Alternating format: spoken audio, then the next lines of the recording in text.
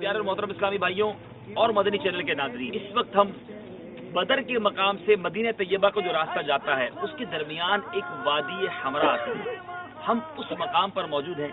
آپ اس وادی کے مناظر دیکھ سکتے ہیں.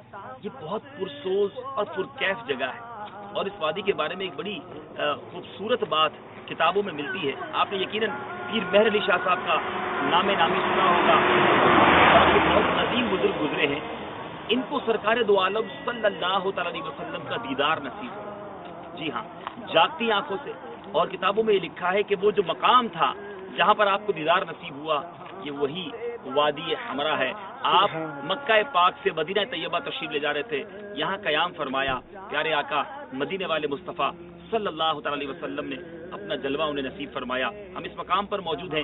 یقیناً مصطفیٰ کریم علیہ الصلوۃ والسلام کی یادیں تو یہاں قدم قدم پر موجود ہیں، مگر اس مقام کو ایک خاص نسبت حاصل ہے اور وہ عظیم الشان کلام جو آج تک اس شاخوں کی زبان پر ہے.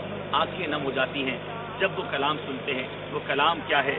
اج سکھ متراں دی بتھیری ہے، لو لو وچ شوق چگیری اے، کیوں دلڑی اداس گھنیری اے، کیوں نینا لائیاں اج جھڑیاں.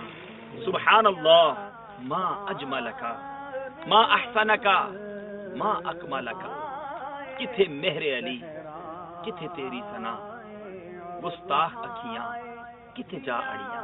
عاشقان رسول پیر مہر علی شاہ صاحب کی اس عاجزی کو دیکھتے ہوئے آخر میں یہ کہا کرتے ہیں، مشتاق اکھیاں کتھے جا اڑیاں. بہرحال یہ بڑا پرسوز مقام ہے.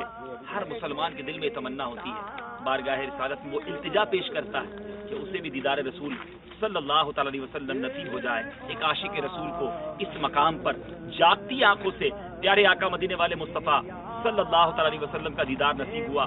ہم بھی اپنے رب سے دعا کرتے ہیں، مدنی چینل کے ناظرین بھی دعا کریں، اپنے آقا علیہ الصلوۃ والسلام کی بارگاہ میں ہم مل کر استغاثہ بھی پیش کرتے ہیں. یا رب تیرے محبوب کا جلوہ نظر آئے، اس نور مجسم کا سراپا نظر آئے. اے کاش کبھی ایسا بھی ہو خواب میں میرے ہوں جس کی غلامی میں وہ آقا نظر آئے.